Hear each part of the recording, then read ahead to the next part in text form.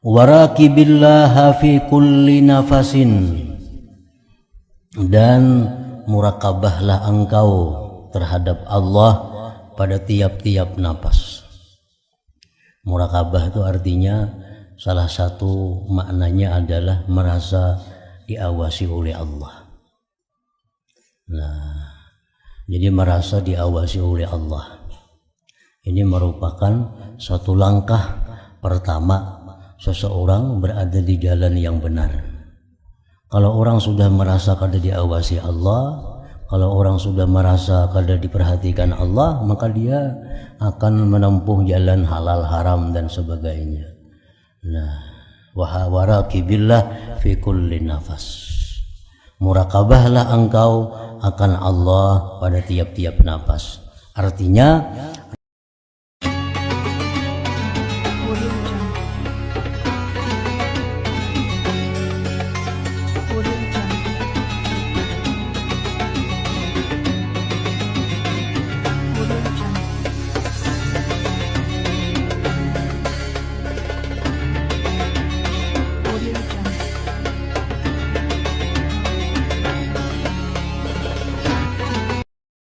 rahimahullah nafa'ana bi'ulumih.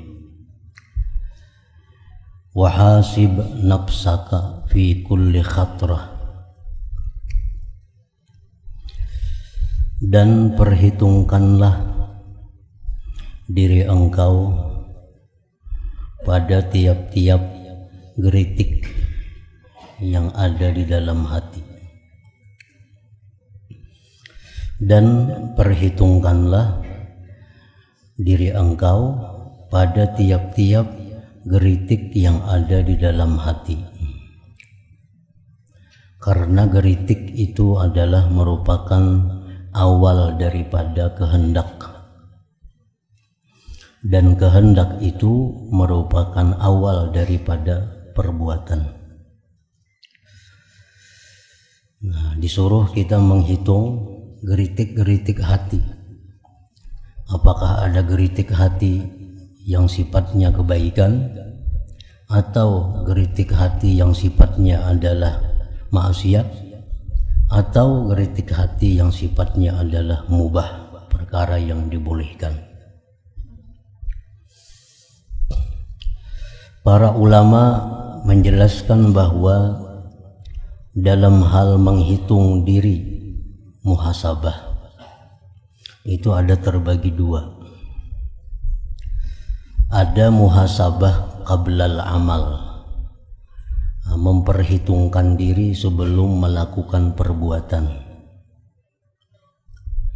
Yang kedua, muhasabah ba'dal amal, memperhitungkan diri terhadap sesuatu yang sudah dikerjakan.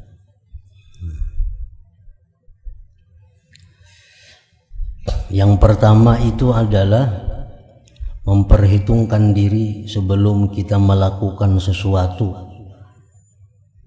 Maksudnya ayyakifa inda awwali hammin, bahwa dia berhenti sebelum ketika pertama-tama menginginkan.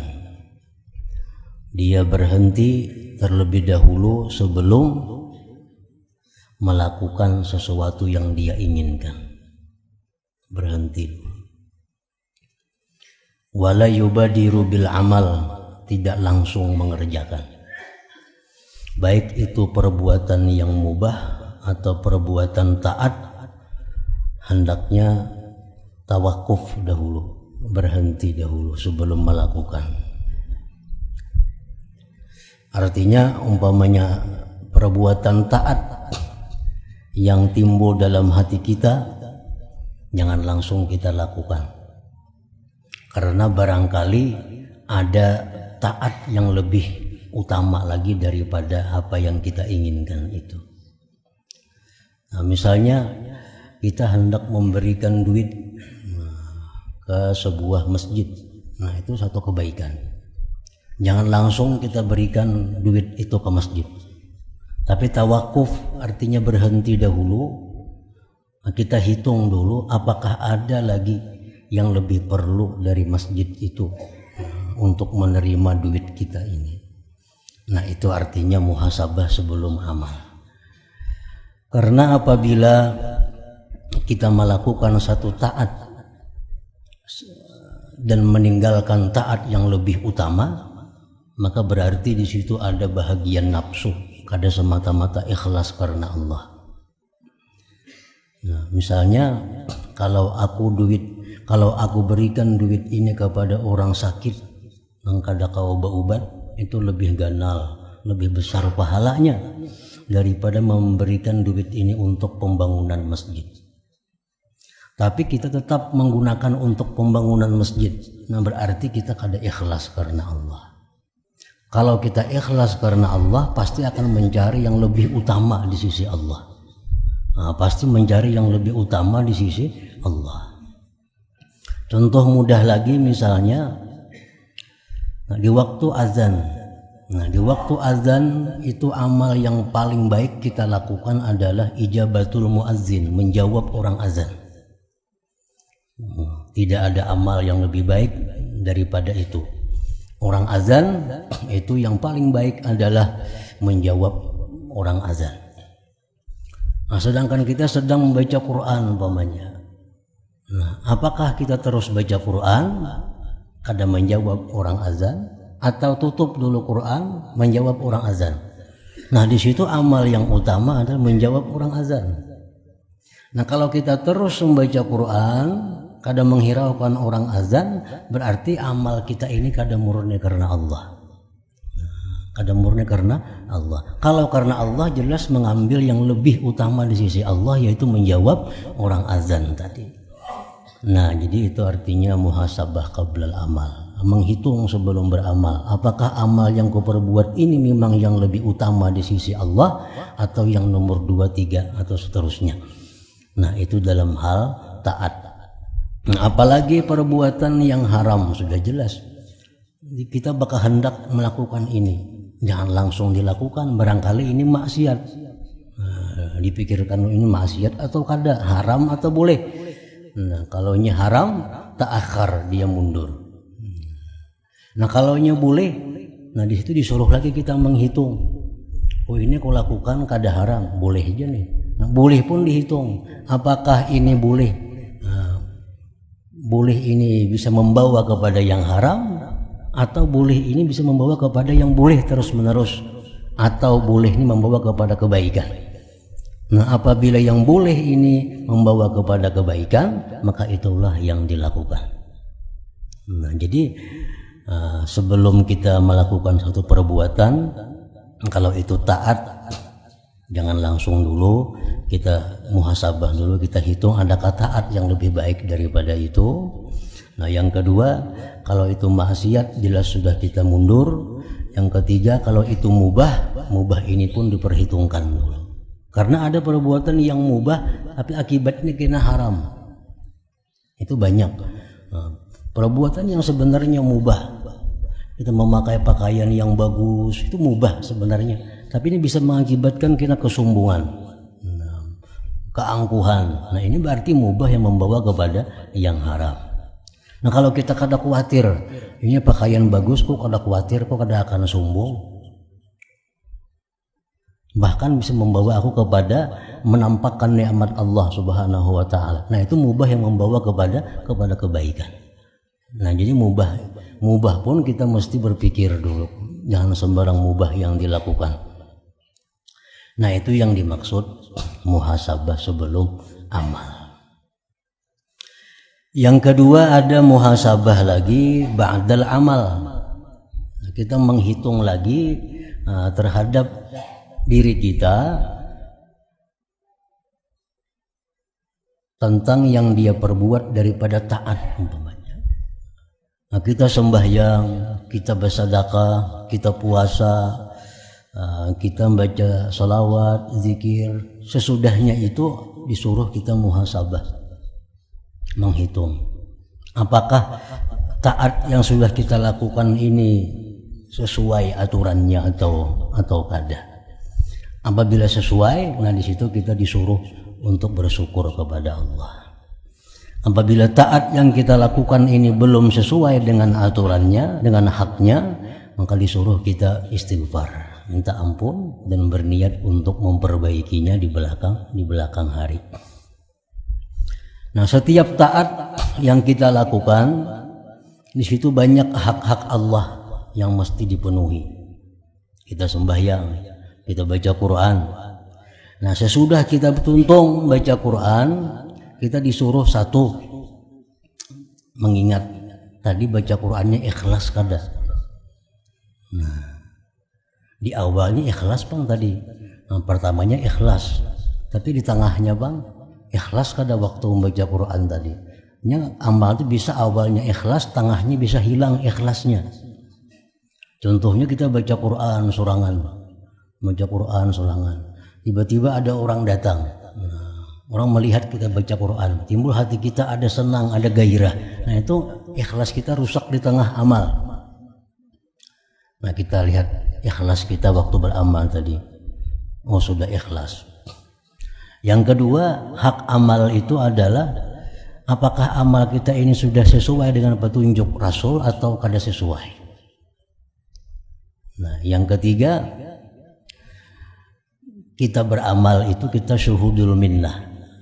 Kita telah menyaksikan nikmat Allah yang sampai kepada kita. Nah, kita beramal tadi kita merasa dapat nikmat Allah, kita merasa dapat hidayah Allah, kita merasa dapat taufik Allah, supaya jangan ujub dengan amal. Nah, yang keempat, kita merasakan banyak kekurangan kita dalam taat tadi. Banyak hati kita kemana-mana dalam taat tadi. Nah, apabila 4 perkara itu sudah kita muhasabah, ada yang kita syukuri, ada yang kita istighfari di dalam perbuatan taat itu. Nah, itu wahasib nafsaka fi kulli khatratin. Waraqibillaha fi kulli nafasin, dan murakabahlah engkau terhadap Allah pada tiap-tiap napas. Murakabah itu artinya salah satu maknanya adalah merasa diawasi oleh Allah. Nah, jadi merasa diawasi oleh Allah ini merupakan suatu langkah pertama seseorang berada di jalan yang benar. Kalau orang sudah merasa kada diawasi Allah, kalau orang sudah merasa kada diperhatikan Allah, maka dia akan menempuh jalan halal haram dan sebagainya. Nah, waraqibillah fi kulli nafas. Murakabahlah engkau akan Allah pada tiap-tiap napas. Artinya, rasakanlah dirimu selalu diawasi oleh Allah, dilihat, didengar, diketahui oleh Allah Subhanahu wa ta'ala. Dan itu membuat hidup seseorang menjadi lebih bertata kerama, lebih beradab. Kita sembahyang misalnya. Nah, sembahyang itu memang disuruh kita pertama-tama menyaksikan Allah. Ubudillah ka'annaka tara. Kita sembahyang, kita baca Quran, kita disuruh menyaksikan Allah. Fa illam takun tara, jikalau engkau tidak mampu yang demikian, nah, rasakan Allah mengawasi engkau. Nah, kalau kita kada kawa dalam ibadah itu musyahadah kepada Allah, maka ambil yang kedua, bahwa kita ibadah ini kita sedang disaksikan oleh Allah. Bacaan kita ini didengar oleh Allah, gerak-gerik tubuh kita dilihat oleh Allah. Nah, sehingga ibadah kita bisa menjadi bagus, bacaan kita menjadi teratur, gerakan tubuh kita menjadi teratur. Kalau kita merasa bahwa kita diawasi, dinilai oleh Allah. Nah, itu murakabah artinya. Waraqibillaha fi kulli nafasin. Kenapa kita berbacaan Quran, salawat, laju, terpuntal-puntal membaca? Karena kita kadang merasa didengar oleh Allah, kadang merasa didengar oleh Allah. Kalau baca Quran kita barang aja, salawat kita asal sampai 100 kayak apa jadinya. Yang penting sampai bilangannya 1000 sehari. Nah, karena kita kadang merasa didengari oleh Allah. Sembahyang kita laju, kalau bubuku beruas, kada bertumak ninah ruku sujudnya. Kenapa? Karena kita kadang merasa dilihat oleh Allah. Nah, jadi muraqabah ini adalah sumber adab. Nah, sumbernya adab itu adalah mambaul adab muraqabatullah. Nah, sumber adab itu muraqabah kepada Allah Subhanahu wa taala.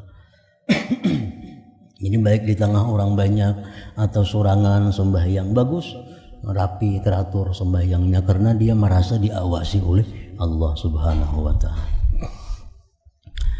Qala Umar radhiyallahu anhu, berkata Sayyidina Umar radhiyallahu anhu, hasibu anfusakum qabla an tuhasabu. Hitunglah diri kalian sebelum kalian dihitung orang. Hitunglah diri kalian sebelum dihitung kalian. Dihitung orang. Hitunglah diri kalian sebelum dihitung orang. Nah, artinya menghitung diri itu artinya kita, misalnya kita zuhur, kita kalau menghitung apa yang kita lakukan mulai subuh. Tadi mulai subuh sampai zuhur kita kalau menghitung berapa dosa yang kita lakukan, kemana mata memandang, mendengar apa yang kita ucapkan, supaya waktu zuhur tuh kita bisa memperbaiki, mensyukuri yang baiknya. Karena asar kita muhasabah lagi antara zuhur ke asar. Maghrib ini kada terlalu jauh, amunnya sehari sekali kejauhan bisa banyak taliungnya. Misalnya muhasabah habis subuh aja 24 jam, itu kebanyakan yang dihitung. Tapi kalau per salat nyaman. Sebelum kalian dihitung orang. Nah, kalau dihitung orang karena orang teliti menghitungnya. Wazinuha qabla an tuzanu, dan timbanglah diri kalian sebelum ditimbang orang. Timbang amal sebelum ditimbang orang. Artinya seorang aja menimbang dulu. Timbanglah diri kalian sebelum ditimbang orang. Karena di akhirat ada timbangan amal. Kita timbang dulu amal kita. Mana kira-kira baratnya? Wa tazayyanu lil 'ardil akbar, dan bersiap-siaplah untuk sidang yang besar. Nah, sidang yang besar artinya sidang di hadapan Allah. Itu setiap orang akan disidang oleh Allah. Tanggung jawab terhadap nikmat yang diberikan Allah. Kemana kita gunakan nikmat-nikmat ini? Dengan tanggung jawab. Jadi artinya nikmat yang diberikan Allah ini bukan cuma-cuma, bukan kada ada hitungannya, dihitung. Yauma la takhfa minkum khafiyah, pada hari yang tidak tersembunyi daripada kalian sesuatu yang tersembunyi. Kada ada tersembunyinya. Nah, di bawah ada keterangan nomor 1, fa innahu ahwanu alaikum bil hisabi ghada, bahwasanya itu lebih mudah atas kalian pada hisab di hari kiamat.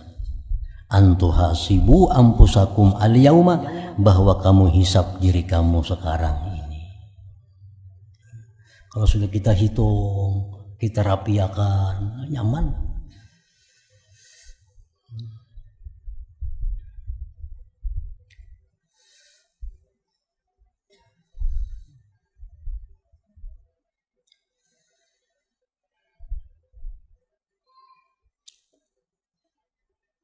Hakadha ja'at riwayatu hadzal khabar fi kitabil Qusas wal Mudzakirin di Ibnul Jauzi sad 43.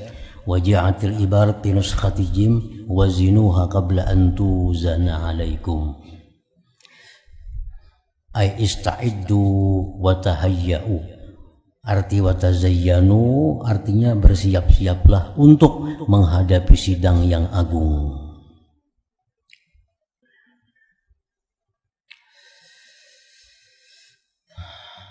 Nomor 3, allaqat Tirmidzi bi sunanihi bi abwabi sifatil qiyamah kalimat Umar hadi bilabzi hasibu anfusakum qabla an tuhasabu wa tazayyanu lil ardil akbar wa innama yakhifful hisab yaumal qiyamah ala man hasaba nafsahu fid dunya.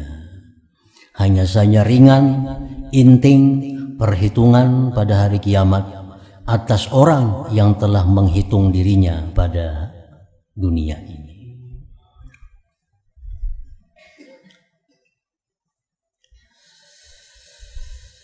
Wa khafillaha fi dinik, wa khafillaha fi dinik, dan takutlah engkau kepada Allah pada agama engkau.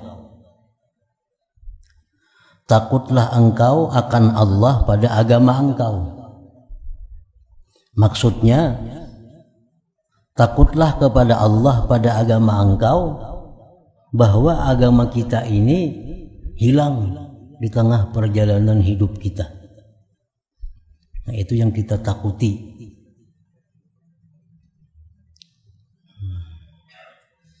Rasulullah berdoa, seringkali beliau baca doa, ya muqallibal qulub tsabbit qalbi ala dinik.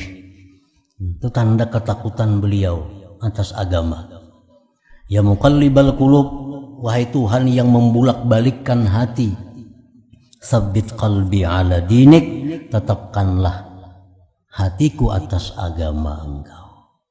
Nah, orang yang mengamalkan doa ini itu alamat husnul khatimah. Orang yang kada khawatir kehilangan agama, dia akan kehilangan agama di akhir hayatnya. Orang yang kada khawatir kehilangan agama, dia akan kehilangan agama di akhir hayatnya. Orang yang khawatir kehilangan agama, dia akan selamat di akhir hayatnya. Ya muqallibal qulub tsabbit qalbi ala dinik. Wahai Tuhan yang membulak-balikkan hati, tetapkanlah hatiku atas agama engkau.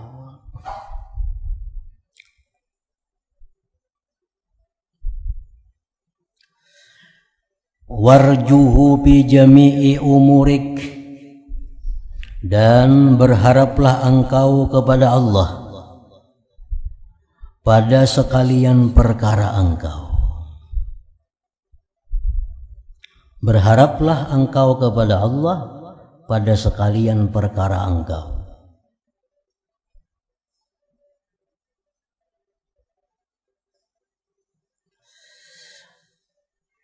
Wasbir ala ma asabak, dan sabarlah engkau atas sesuatu yang menimpa kepada engkau daripada musibah.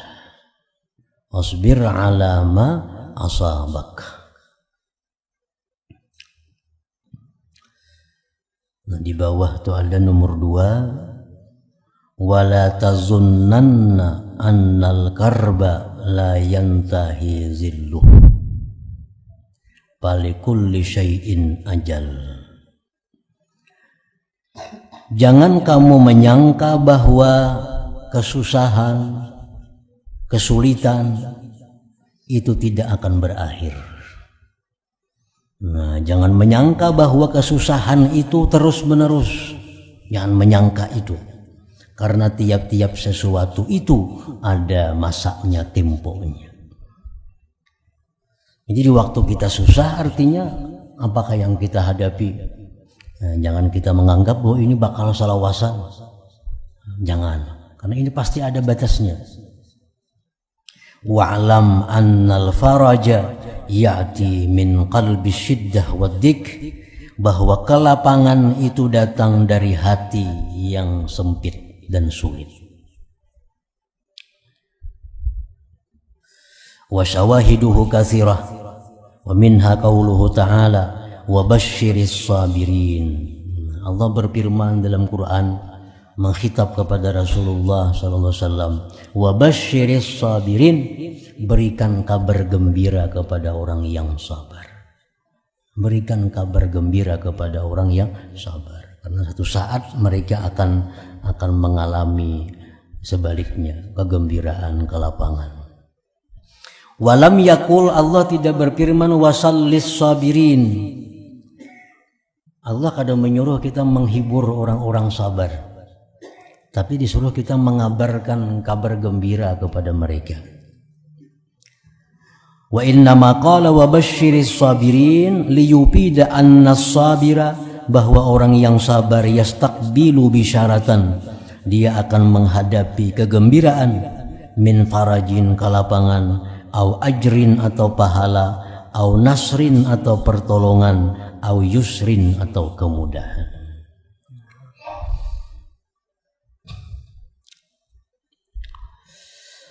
Qala Aliun radhiyallahu anhu, berkata Sayyidina Ali radhiyallahu anhu, la takhaf illa dzambak,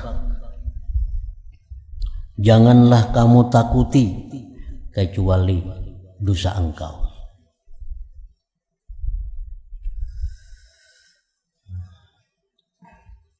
Jangan kamu takuti kecuali dosa engkau, karena dosa ini sumber malapetaka. Nah, dosa ini sumber malapetaka.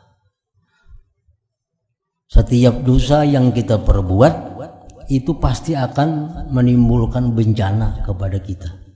Ada yang langsung, ada yang sedang, ada yang kena di akhir hayat kita, ada yang di akhirat. Memang kada semua dosa begitu kita perbuat langsung ada bencana. Tapi pasti ada bencananya, bisa lakas, bisa sedang, bisa lambat, bisa di akhirat. Nah, itu dosa-dosa yang kita kada minta ampun kepada Allah. Dosa-dosa yang kita kada tobat. Kalau tobat itu ya dihapus sudah. Kita berbuat dosa. Nah, berbuat dosa. Jadi ibaratnya dosa ini laksana bom waktu. Satu saat dia akan meledak, menghancurkan kita. Kalau kita kada tobat dari dosa ini, bisa isuk, bisa bulan kaina, bisa tahun kaina, pokoknya setiap dosa itu pasti akan membawa kejahatan.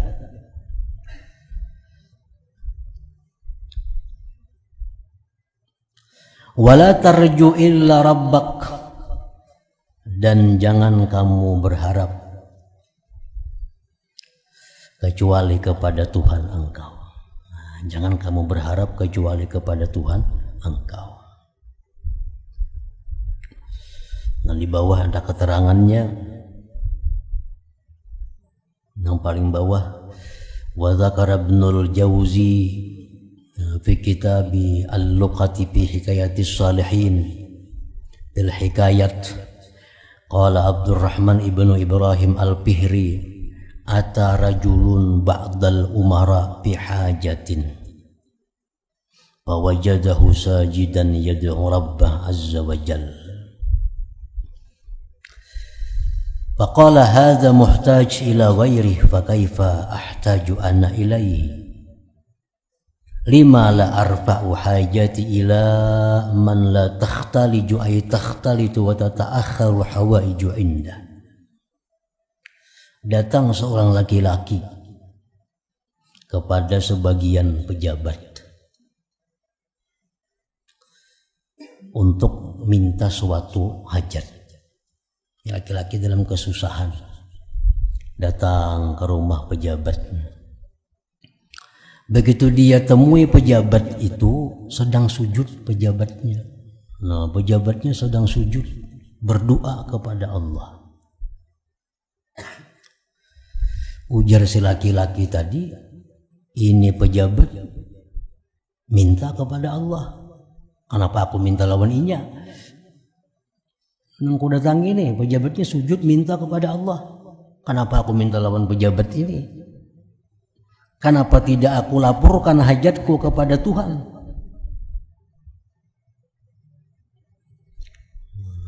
Mendengar pejabat tadi apa yang dikatakannya oleh si laki-laki tadi.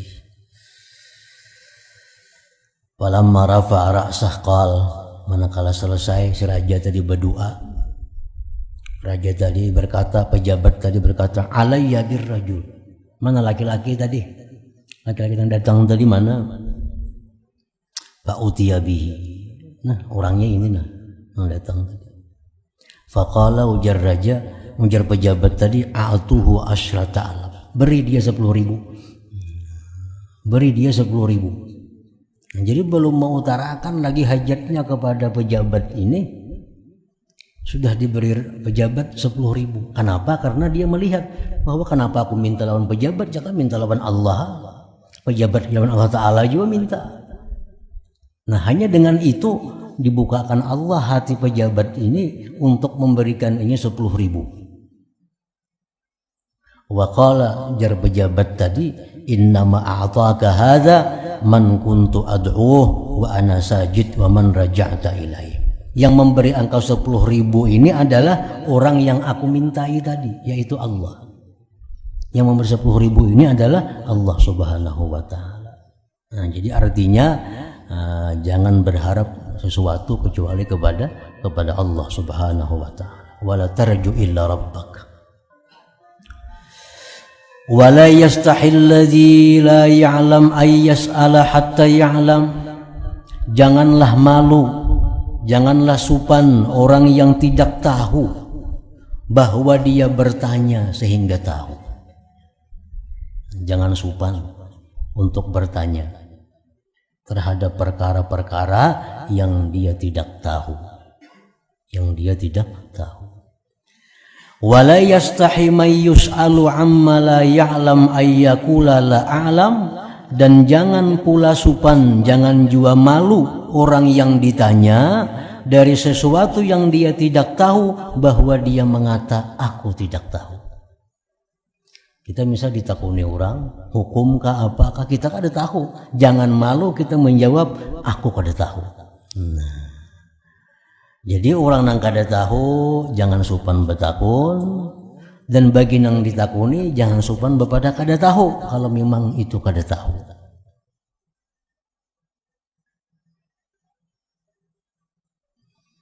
Nah, di bawah itu ada summa qala al-Munawi, halaman sebelahnya 83. Summa qala al-Munawi rahimahullahu ta'ala fi syarhih, ukhidha min hadzal hadits anna lil alim idza su'ila amma la ya'lamuhu ay yaqula la adri aw la atahaqququ aw la a'lamu aw Allahu a'lam.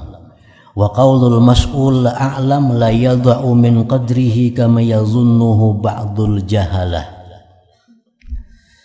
Diambil daripada ini hadis bahwa atas orang yang alim bila ditanya sesuatu yang dia tidak tahu, bahwa dia menjawab aku tidak tahu. Aula atahaqququh, atau aku tidak bisa memastikan jawabnya. Atau Allahu a'lam, Allah yang lebih tahu. Dan perkataan orang alim yang demikian itu bahwa aku tidak tahu hukumnya misalnya, itu tidak menurunkan derajatnya, tidak akan merendahkan kadarnya. Sebagaimana orang jahil menyangka bahwa itu menurunkan derajat. Li'anna al-alim al-mutamakkin la yadurruhu jahluhu bi ba'dil masail. Karena orang alim yang mungkin itu tidak mengapa dia tidak tahu dengan sebagian masalah. Yang mutlak alim itu Allah Subhanahu wa Ta'ala.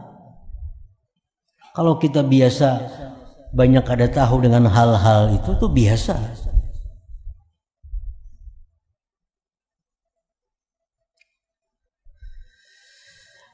Bal yarfa'uhu qauluhu la adri, bahkan meninggikan akan dia perkataan dia tidak tahu. Kalau orang alim ini kada tahu, ditakuni ditanya dia jawab aku kada tahu, jarinya itu justru meninggikan derajatnya. Li'annahu dalilun ala idhami mahallih wa quwwati dinih wa taqwa rabbih wa taharati qalbih wa kamali ma'rifatihi wa husni niyyatih. Karena itu dalil atas besar kedudukannya, kuat agamanya, takwa kepada Tuhannya, bersih hatinya, sempurna ma'rifatnya, baik niatnya. Kalau orang ditakuni inya kada tahu, kok kada tahu lagi nah itu justru meninggikan derajatnya. Karena itu bukti ini orang bersih hatinya, ini orang takut lawan Tuhannya, ini orang adalah orang yang sempurna ma'rifatnya. Wa inna ma ya'nabu min dhalik man da'ufat diyanatuhu wa qallat ma'rifatuhu li'annahu yakhafu min sukutihi min a'yunil hadirin wa la yakhafu min sukutihi min nadhari rabbil alamin.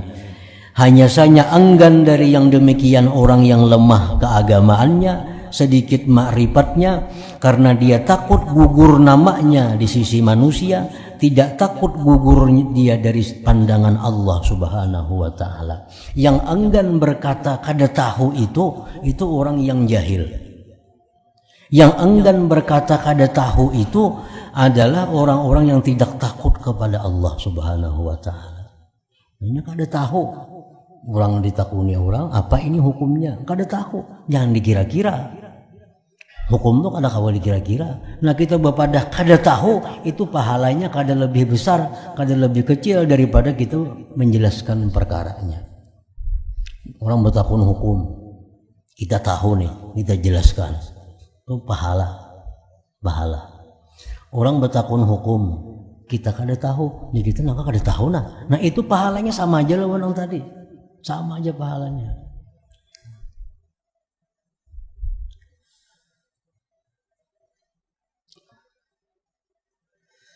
Bila kita enggan mengucapkan kalimat bahwa aku kada tahu, wahada jahalatun, itu kejahilan, warikatuddin, dan ketipisan agamanya, lemah berarti agamanya. Wa min thamma nukila la adri wa la a'lam anil a'immatil arba'ah wal khulafa'il arba'ah. Imam-imam yang 4, kayak apa hebatnya Imam Hanafi, Maliki, Syafi'i, Hambali, luar biasa alimnya. Nah beliau pun sering ditanya orang hukum, dijawab la adri. Nah, aku kada tahu, belum pernah mendengar. Bal anil Mustafa sallallahu alaihi wasallam, bahkan Nabi pun pernah ditanya oleh orang-orang sahabat, ditanya oleh orang-orang kafir tentang sesuatu, Nabi jawab kada tahu lagi, karena belum ada wahyu dari Allah Subhanahu wa taala. Nabi ditanya tentang ruh, Nabi kada tahu menjawab sampai ada turun wahyu dari Allah Subhanahu wa taala. Itu artinya pelajaran bagi ulama-ulama. Jangan malu, jangan supan, bapak dah kada tahu. Nabi pun pernah demikian, memberikan pelajaran contoh. Wa Jibril alaihissalam, Jibril pun pernah kepada kada tahu. Jibril ditakuni, apabila jurang kiamat, aku kada tahu ya Jibril. Memang kada tahu.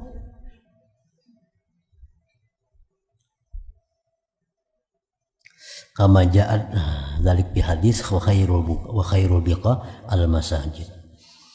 Nah jadi wala yastahi, dan janganlah malu, mayus alu, orang yang ditanya amma la ya'lam, dari sesuatu yang dia tidak tahu, jangan malu ayyakula, bahwa berkata la a'lam, aku tidak tahu.